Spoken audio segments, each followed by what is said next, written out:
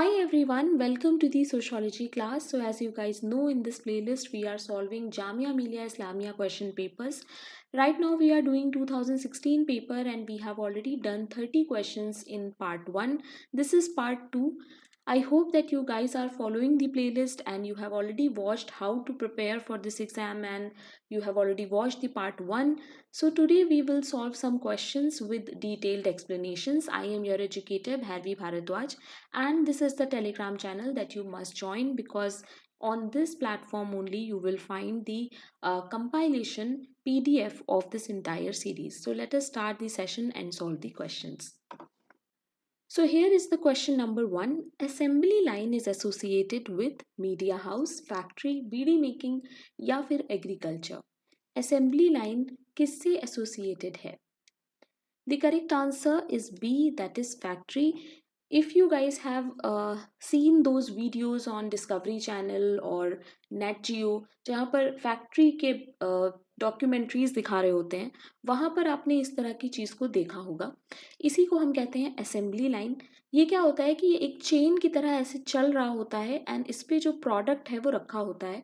Stage by stage वो product change होता रहता है और सेमी प्रोडक्ट से वो बन जाता है फाइनल प्रोडक्ट. ठीक है, ये सारा मशीनरी वर्क है.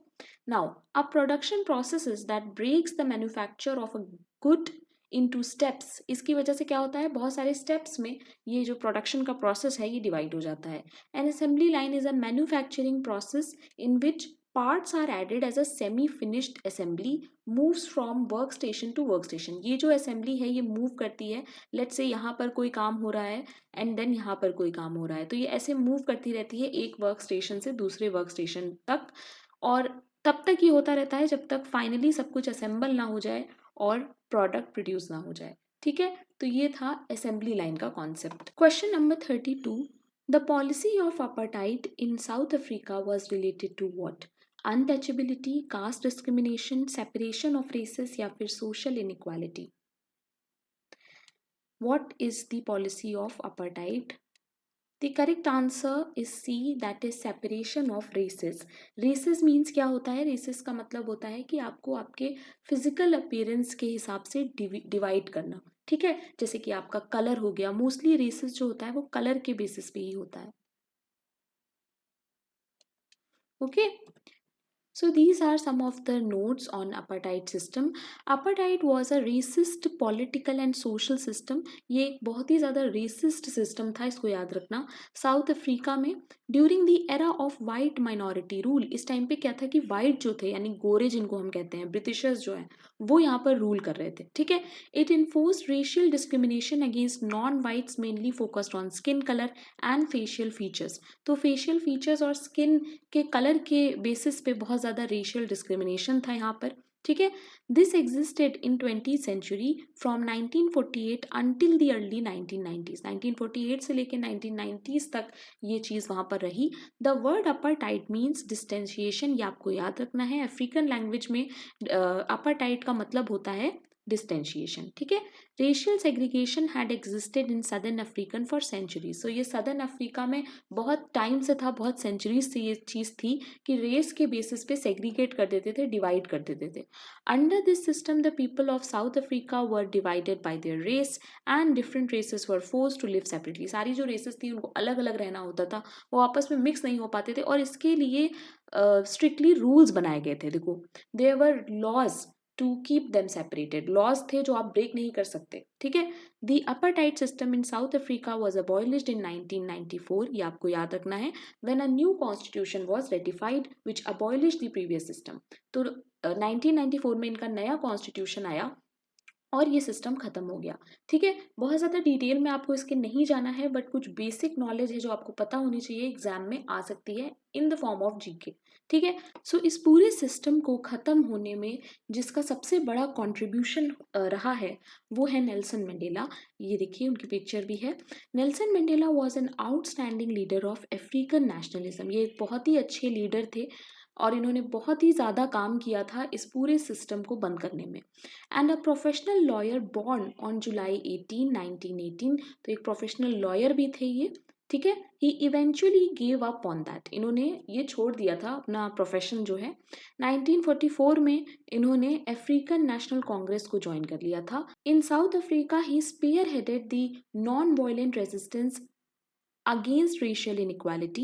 He was one of South Africa's finest leader and independence fighter. तो इन्होंने अपनी इंडिपेंडेंट के लिए, अपनी कम्युनिटी के इंडिपेंडेंट के लिए इन्होंने फाइट किया था।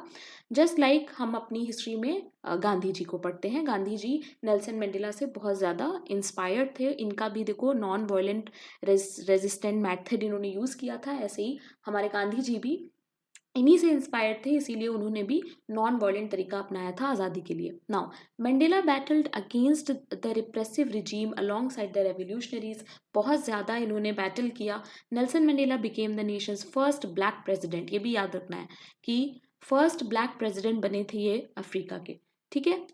Ultimately leading to overthrow of white supremacy. Then उसके बाद से वाइट सुप्रीमेसी जो थी वो खत्म हो जाती है। He will always be seen as a symbol of social justice and equality. ठीक है, तो इतनी चीजें हैं जो आपको याद रखनी है। जब मैं पीडीएफ दूंगी तो आप इसे अच्छे से पढ़िएगा। Question number 33. When things that were earlier not traded in the market become commodities, consumption, capitalism, commercialization या फिर commodification, ऐसी चीज़ें जो पहले मार्केट में नहीं थी बट अब वो भी कमोडिटी बन गई हैं। ट्रेडेड मतलब बाइंग और सेलिंग उनकी नहीं होती थी, उनको खरीदा या बेचा नहीं जाता था, पर अब उन्हें भी खरीदा बेचा जाने लगा है। तो ये क्या है? This is D, that is commodification. What is commodification? So commodification originally given by Karl Marx. हम लोग कार्ल मार्क्स में इस टॉपिक को पढ़ते हैं। The earliest use of the word commodification dates from 1975। Please remember कि 1975 में ये जो वर्ड है ये यूज होता हुआ हमें दिखता है। Commodification is the act or fact of turning something into an item that can be bought and sold. किसी भी चीज को जब हम ऐसा बना देते हैं जो कि आप उसे खरीद सकते हैं, बेच सकते हैं, तो वो हमारा commodification हो जाता है। The commodification of water means that access is available only to those who can pay. जैसे कि हम देखते हैं ना, पानी भी आजकल जो है वो बॉटल्स में मिल रहा होता है, 20 रुपए का पाउच भी आता है पानी का। तो ये क्या है? पानी को भी कमोडिफाई कर दिया गया, ठीक है। Commodification used in social context to mean that non-commercial good has become commercial, typically with connotation of corrupted by commerce। तो हम लोग ज़्यादातर क्या कहते हैं कि कॉमर्स ने इतना ज़्यादा करप्ट कर रखा है कि जो चीज़ें नहीं होनी चाहिए थी कमोडिटी का पार्ट, वो भी जो है अब कमोडिटी हो गई हैं। जैसे पानी क्या है? पानी तो एक राइट है, सबको ही पानी मिलना चाहिए, है ना। वो कोई ऐसी चीज़ नहीं है ना कि जिसके पास पैसे नहीं है तो उसके पास पानी नहीं हो सकता, राइट। तो ऐसी चीज़ों को भी सोसाइटी में कमोडिफाई कर दिया गया, इसीलिए हम लोग इसको कमोडिफिकेशन उन्हीं चीज़ों को कहते हैं जो चीज़ें नॉन कमर्शियल गुड्स होती हैं। मतलब ऐसी चीज़ें जो खरीदी बेची नहीं जाती थी उनको भी कमोडिटी बना दिया गया, तो उस प्रोसेस को हम कमोडिफिकेशन कहेंगे, ठीक है। एक और टर्म यहाँ पे होता है, दैट इज कमोडिटाइजेशन। नाउ कमोडिटाइजेशन क्या होता है? इट इज़ नथिंग बट जो बिजनेस कॉन्टेक्स्ट में हम यूज़ करते हैं किसी भी कमोडिटी के लिए, ऐसी चीज़ जो कि कमर्शियल गुड ही होती है, ठीक है। यहाँ पर देखो हम लोग जैसे कह सकते हैं कि micro processors are commoditized but love is commodified, ठीक है। तो अभी आप लोग देखो जैसे टिंडर वगैरह जो ऐप है या और भी बहुत सी ऐप हैं, dating apps, I don't have much idea about all that, but क्योंकि मैंने टिंडर के एड्स देखे हैं तो वहाँ पे मैंने क्या देखा है कि you people are taking the subscription. लोग 500 रुपए का, 1000 रुपए का सब्सक्रिप्शन ले रहे हैं उस ऐप का, so that they can find love. तो यहाँ पर इस प्रोसेस को भी एज अ सोशोलॉजिस्ट आपको क्या लगेगा? दैट लव जो है वो भी कमोडिटी बन गया है, कि आप पैसे देके आपको प्यार मिल रहा है, राइट। ठीक है। Marx claimed that everything would eventually be commodified. ये इंपॉर्टेंट है, आपको याद रखना है। मार्क्स ने ये बोला था, प्रिडिक्ट किया था पहले से ही कि हर चीज एक दिन जो है वो कमोडिटी बन जाएगी, ठीक है। सो कमोडिफिकेशन में ये सारी बातें हैं जो आपको याद रखनी है। Question number 34. It is a large scale peculiar sort of community and founded on the basis of common culture, historical and political institution like a shared religion, language, ethnicity, history or regional culture. किस बारे में यहाँ पे बात हो रही है? The correct answer is nation. ये सारे फीचर्स जो हैं वो नेशन के हैं। तो आपको पता होना चाहिए कि एक नेशन क्या होता है, एक स्टेट क्या होता है, और सोशियोलॉजी में एक नेशन स्टेट का कॉन्सेप्ट होता है वो क्या होता है। तो देखो, स्टेट क्या है? An independent political entity with a fixed geographic boundary. State में क्या होता है कि एक फिक्स्ड जियोग्राफिक बाउंड्री होती है। नेशन क्या होता है? A large body of people United by common origin, history, culture, ethnicity और लैंग्वेज। ठीक है, एक ऐसी फीलिंग जिसको हम कहते हैं नेशनलिज्म फीलिंग होती है, वो कहाँ से आती है? वो नेशन की वजह से ही आती है। नेशन क्या है? बहुत सारे लोग जो मिलके, जैसे पूरे इंडिया की अगर हम बात करें तो इंडिया एज अ नेशन क्या है? एक बहुत बड़ी कम्युनिटी है। ठीक है, जहाँ पे सारे कल्चर, सारे एथनिसिटी, अलग अलग लैंग्वेज, वो सब मिल के रहते हैं। ओके, स्टेट क्या है?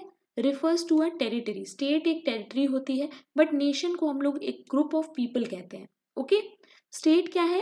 Has a fix territory. इसकी कोई फिक्स टेरिटरी नहीं होती है नेशन की। स्टेट में अब political and legal entity, state एक लीगल एंड पॉलिटिकल एंटिटी होती है, बट नेशन को हम लोग एक सोशियो कल्चरल एंटिटी कहते हैं। ठीक है, स्टेट कॉन्शियसली बनाया जा सकता है, बट नेशन को हम लोग कॉन्शियसली नहीं बनाते हैं। ये एक अनकॉन्शियस चीज है जो अपने आप बनती है। ठीक है, after the formation of state we can see that एक नेशन फॉर्म हो गया। ठीक है, सो ये वाला पॉइंट गलत है, इस पॉइंट को हम कट कर देंगे। This is wrong. Can not exist without sovereignty. यहाँ पर सोवेरिटी बहुत इंपॉर्टेंट है, और ये विदाउट सोवेरिटी भी एग्जिस्ट कर सकता है। यूनाइटेड बाय लॉज, रेगुलेशंस, और यहाँ पर क्या होता है कि बॉन्ड्स एंड शेयर्ड हिस्ट्रीज की वजह से लोग बॉन्ड होते हैं। अब क्या है कि नेशन और नेशन स्टेट क्या होता है? देखो, नेशन तो मैंने बोला कि nation is a large body of people sharing a common origin, history, culture, ethnicity और लैंग्वेज। ओके, यहाँ पे आई थिंक आपको कोई डाउट नहीं होगा। नेशन स्टेट क्या होता है? Nation state is a system of organization where people with a common identity live inside a country with a firm border and a single government। ठीक है, तो जैसे हम लोग हैं, हम लोग नेशन स्टेट हैं। ठीक है, क्यों? क्योंकि हम लोग एक बाउंड्री में रहते हैं, हम एक सिंगल गवर्नमेंट हमें रूल कर रही होती है। राइट, नेशन क्या होता है? Not every nation has a state. जरूरी नहीं है हर नेशन के पास स्टेट हो, but in the concept of nation state each state has one nation. Her state के पास एक नेशन होता है। जैसे हमारे केस में है, हमारे यहाँ बहुत सारी स्टेट्स हैं, बट नेशन जो है वो हमारा एक ही है। तो हम कह सकते हैं that India can be example of nation state. Okay, question number 35. Marwaris are a classic example of tribe, caste, business community, religious group. The correct answer is C.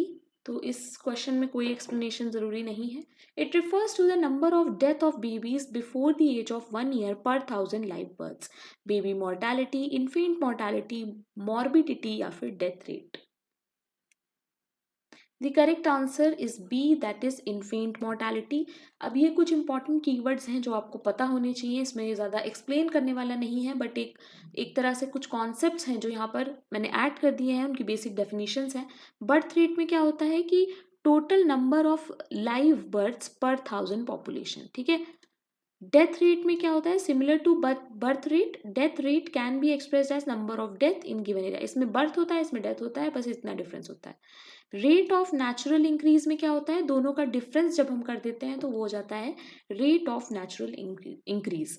ठीक है, fertility rate, it refers to number of live births per 1000 women in the child bearing age group usually taken to 15 to 49 years। ठीक है, total fertility, it refers to the total number of live births that any woman would have at the end of her reproductive age, यानी 15 to 49। Infant mortality अभी हम लोगों ने देखा। Then एक और होता है मेटर्नल मोर्टालिटी, जिसमें कि it is the rate that keeps a count of the number of women who die in child birth per 1000 live births. Life expectancy, it is an estimated number of years that an average person is expected to survive। यानी कितने साल तक एक इंसान रहता है, average जब हम देखते हैं पूरे एक टाइम पे एक जगह का, उसे हम लोग कहते हैं। ठीक है, सेक्स रेशियो क्या होता है कि it refers to number of female per 1000 males in a given area. Next है age structure of the population, it refers to proportion of people in different age group relative to the total population. Dependency ratio का मतलब होता है measure comparing the portion of a population composed of dependents with the population that is working age group. So these are some of the terms that you just have to remember. इसमें बहुत ज़्यादा explain करने वाला कुछ भी नहीं है, बस जब मैं PDF दूंगी तो इसे अच्छे से पढ़ लेना। Question number 37, the theory of communicative action was formulated by Max Weber, Habermas, John Galtung या फिर Adorno. The correct answer is B, that is Habermas. So Habermas के बारे में ये जो थ्योरी है, इसको पढ़ने के लिए आपको कम्युनिकेटिव एक्शन क्या होता है ये पता होना चाहिए। कम्युनिकेटिव एक्शन का क्या मतलब है कि जो भी हम एक्शन करते हैं वो हमारे कम्युनिकेशन पे बहुत ज़्यादा फोकस्ड होता है, बहुत ज़्यादा डिपेंड करता है, ठीक है। Cooperative action undertaken by individual based upon mutual deliberation and argumentation. The term was developed by German philosopher, he was a German philosopher, ठीक है। और इन्होंने बुक लिखी थी पूरी, the theory of communicative action, जिसमें इन्होंने कम्युनिकेटिव एक्शन की बात की है। Communicative action for Habermas is possible given human capacity for rationality. Habermas situates rationality as a capacity inherent with language. इनका कहने का मतलब था कि लैंग्वेज बहुत बड़ा रोल प्ले करती है हमारी किसी भी एक्शन में, ठीक है। हम जो भी करते हैं उसमें हमारी लैंग्वेज बहुत इंपॉर्टेंट रोल प्ले करती है। Communicative action is distinguished by Habermas from other forms of action such as instrumental action which is pure goal oriented behaviour. So देखो, अगर एज अ जिस्ट हम समझें तो ये है कि हेबरमास ने ये बोला था दैट जो भी चीज़ें हम डेली बेसिस पे करते हैं या अपनी लाइफ में कुछ भी हम एक्शन लेते हैं तो वो बहुत ज़्यादा डिपेंडेंट होता है हमारे कम्युनिकेशन पे, ठीक है, और लैंग्वेज पे। तो इसको हम डिटेल में पढ़ेंगे, जब मैं आपको हेबरमास पढ़ाऊंगी तब मैं वहां पर डिटेल में पढ़ाऊंगी, क्योंकि इसमें काफ़ी टेक्निकल चीज़ें हैं जो आपको समझनी पड़ेंगी। मैंने यहाँ पर बस एक छोटा सा नोट डाल दिया है ताकि आप इसे पढ़ सकें। Question number 38, who defined the dramaturgical analysis? Herbert Blumer, Erving Goffman, Paul Atwell या फिर Alfred Schutz. The correct answer is B, that is Erving Goffman. Dramaturgical analysis में इन्होंने क्या बोला है कि it is a descriptive method to analyze day-to-day human interaction in society in which he compares real life interaction to stage play। मतलब जो भी चीज़ें हमारी लाइफ में होती हैं उसको इन्होंने कंपेयर कर दिया स्टेज प्ले से, ठीक है, और तब उन चीज़ों को एनालाइज किया। The term was first adapted into sociology for from the theatre by Erving Goffman. तो एरविंग गॉफमैन ने इसे किसी थिएटर में वो गए थे और वहाँ से इन्होंने ये आइडिया लिया था और इन्होंने इस बुक में बताया इसके बारे में, that is the presentation of self in everyday life. 1956 में ये बुक पब्लिश हुई थी। अब देखो, इसमें कुछ की टर्म्स हैं इनकी थ्योरी में जो आपको समझने हैं। पहला है फ्रंट स्टेज, दूसरा है बैक स्टेज। क्या होता है ये दोनों?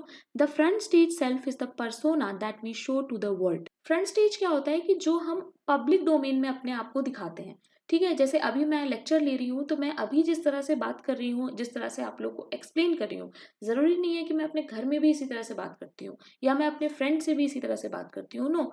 तो ये क्या है, अभी मैं फ्रंट स्टेज पे हूँ, तो सबकी लाइफ में ऐसे कुछ ना कुछ फ्रंट स्टेजेस वाला कॉन्सेप्ट होता है, ठीक है। बैक स्टेज क्या होता है? The back stage is an environment where we feel comfortable and unobserved, ठीक है। तो जैसे हम जब घर में होते हैं, हम जब रिलैक्स्ड होते हैं तो वो हमारा बैक स्टेज होता है, ठीक है। तो कहने का मतलब क्या है, जब हम ड्रामाटर्जिकल एनालिसिस करेंगे तो हम दोनों को एनालाइज करेंगे कि सबके सामने आप कैसे हो, आप अपने घर में कैसे हो, ठीक है। कुछ और की टर्म्स हैं जो इन्होंने हमें दिए हैं, जैसे scripting, the purpose which frame the performance what it is trying to achieve. Scripting मतलब कि हम लोग पहले से ये पता करेंगे कि हम लोग अचीव क्या करना चाह रहे हैं। स्टेजिंग में क्या होता है, how the purpose scripting of performance are manifested within its setting. अपनी सेटिंग के अकॉर्डिंग हम उस पर्पस को लगाएंगे। सेटिंग क्या होता है, spaces in which performance take place, यानी जो भी स्पेस है जहाँ पर हम परफॉर्म करने वाले हैं, ठीक है, उसकी सेटिंग को हम पहले से देखेंगे। Actors, participants who play a role within the performance. Actors कौन होते हैं? जो भी एक्टिविटी हो रही है उसमें जो लोग परफॉर्म कर रहे हैं वो हो जाते हैं एक्टर्स, ठीक है। Performance, what actors do. Performance क्या होता है कि लोग कर क्या रहे हैं। लेट्स से आप एक सोसाइटी में स्टडी कर रहे हो, ठीक है, तो वहां पर आप पहले स्क्रिप्ट बनाओगे, आप देखोगे कि सेटिंग क्या है वहां की, है ना। और जो लोग वहां पे पार्टिसिपेट कर रहे हैं, जो लोग वहां पे कुछ भी कर रहे हैं, जिनको आप ऑब्जर्व कर रहे हो, जिनकी आप स्टडी कर रहे हो, वो आपके एक्टर्स हो जाएंगे और जो एक्टिविटी वो कर रहे हैं वो उनकी परफॉर्मेंस हो जाएगी। सो इस तरह से इन्होंने ड्रामाटर्जिकल एनालिसिस के बारे में बताया है। Question number 39. Gunnar Myrdal, in his massive study of South Asian country, wrote what? Indian cities, Asian drama, third world country, welfare city. ये बहुत ज़्यादा repeated question है, बहुत सारे exams में repeat हुआ है. The correct answer is B, that is Asian drama. The book Asian Drama, An Inquiry into Poverty of Nation, published in 1969, represents a 10-year study of poverty in Asia. इन्होंने 10 साल study किया था Asia में poverty पे. He observed that quest for rationality is the basis of development in economic and social fields. ठीक है. Gunnar Myrdal was a Swedish economist, politician and social advocate who won Nobel Prize in 1974. ये भी आपको याद रखना है. Is a strong advocate for institutional approach to social change and development. ठीक है. He talked about open and close society. तो ये कुछ फैक्ट्स हैं जो कि आपको याद रखने हैं. Question number 40 and last question of the day. The distinction between great tradition and little tradition was made by Robert Redfield, Milton Singer, Louis Dumo, Alfred Schutz. The correct answer is A, that is Robert Redfield. Tradition का मतलब क्या होता है कि कोई भी ऐसी information, belief, custom जिसको हम एक जनरेशन से दूसरे जनरेशन में हैंड ओवर करते हैं. ठीक है. The concept of great and little tradition was first used by Robert Redfield. पहली बार इसे रॉबर्ट रेडफील्ड ने अपनी बुक में बताया था. Peasant society and culture book थी इनकी. मैक्सिकन कम्युनिटीज पे इन्होंने स्टडी किया था, तब इन्होंने ये ग्रेट एंड लिटिल ट्रेडिशन की बात की थी. एक चीज और आपको याद रखना है, दैट रेडफील्ड ने कभी भी ट्रेडिशन वर्ड यूज नहीं किया था. उन्होंने हमेशा कम्युनिटी बोला था, little and great community. For him little community was a village that had smaller size, self sufficient and relatively isolated. ठीक है.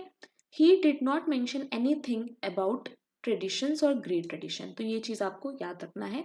इसके अलावा बहुत से लोग कंफ्यूज होते हैं कि मिल्टन सिंगर ने दिया है कि मैकिम मैरियट ने दिया है. तो मैं बता दूं, फर्स्ट टाइम रेडफील्ड ने इसके बारे में बात की थी, बट बाद में मिल्टन सिंगर एंड मैकिम मैरियट दोनों ही बहुत ज़्यादा इन्फ्लुएंस हो गए थे और उन्होंने अपनी इंडियन विलेज की जो स्टडी की थी उसमें इस कॉन्सेप्ट को यूज़ किया था. अब समझना ये है कि ग्रेट ट्रेडिशन और लिटिल ट्रेडिशन होता क्या है. देखो, ग्रेट ट्रेडिशन वो होता है जो ओरिजिनल रिलीजियस एपिक होते हैं, जिसके जैसे महाभारत हम लोग देखते हैं, रामायण हम लोग देखते हैं, है ना. तो ऐसे कस्टम्स, ऐसे ट्रेडिशन, ऐसे रिचुअल्स, ऐसे बिलीव्स जो एक बड़े लेवल पे होते हैं, वाइड रेंज पे होते हैं, जिनका एक नेशनल कैरेक्टर होता है, यानी पूरे nationwide everybody knows about it. ठीक है. क्लियर कट नॉर्म्स होते हैं सबको. जैसे फॉर एग्जांपल मैं आपको अभी एग्जांपल भी बताऊंगी. एलीट थिंकिंग होती है, मतलब एलीट लोग जो होते हैं वो इसको फॉलो करते हैं. रिटन टेक्स्ट में ये होता है. एग्जांपल में देखो दे रखा है दशहरा. ठीक है. लिटिल ट्रेडिशन क्या होता है, जिसमें सिर्फ ओरल ट्रेडिशन होता है, अनऑर्गेनाइज्ड होता है, ज़्यादा नॉलेज नहीं होती, सुपरस्टिशियस भी मानते हैं हम लोग इसको, है ना. और जो फोक होते हैं या पीजेंट सोसाइटी जो होती हैं छोटी छोटी, सिर्फ उनको ही इसके बारे में नॉलेज होती है. फॉर एग्जाम्पल अभी मैं आप लोगों से ही पूछूं कि दशहरा में क्या होता है, तो आई थिंक नॉर्थ के लोगों को तो पता ही है, बट साउथ के लोगों को भी पता होगा होली कैसे मनाते हैं, दिवाली कैसे मनाते हैं. क्यों? क्योंकि ये एक ग्रेट ट्रेडिशन का पार्ट हो गया है. सबको इसके बारे में नॉलेज है, इसके बारे में ऑलरेडी नॉलेज दी गई है हर जगह. बट अगर हम देखें लिटिल ट्रेडिशन, जैसे यहाँ एग्जाम्पल में दिया हुआ है जल्लीकट्टू, तो जल्लीकट्टू के बारे में सबको नॉलेज नहीं होगी कि इसमें क्या होता है, कैसे करते हैं, क्या नॉर्म्स हैं, है ना. सो ये होता है great tradition and little tradition. So I hope आपको सारे क्वेश्चंस एंड उनके जो भी सॉल्यूशंस हैं वो समझ में आए होंगे. That's it for today guys. I hope you like today's questions, and let me know in the comment section if you are preparing for Jamia Millia or any other exam, what kind of videos you expect from me. And don't forget to subscribe if you are watching me for the first time, and you can check the playlist में मैंने जैसे भी arrange किया है आप उसको अपने हिसाब से यूज़ कर सकते हैं. इसके अलावा टेलीग्राम ज़रूर से ज्वाइन कर लेना. टेलीग्राम पे 4-5 ग्रुप बन चुके हैं अब तो. सोशल वर्क के लिए भी एक ग्रुप बन गया है, तो उसे भी ज्वाइन करना अगर सोशल वर्क की तैयारी कर रहे हो. और यूपीएससी ऑप्शनल का एक ग्रुप है, उसे भी ज्वाइन कर सकते हो. एक मेन डिस्कशन ग्रुप है, वो तो ज़रूर से ज्वाइन कर लेना. इसी टेलीग्राम चैनल पे आपको वो डिस्कशन ग्रुप मिल जाएगा. This is my personal Telegram. अगर कोई भी डाउट होता है, कोई भी पेपर है आप चाहते हैं मैं सॉल्व करूँ, तो regarding anything related to sociology, you can talk to me on this Telegram. Thank you very much guys. Keep learning.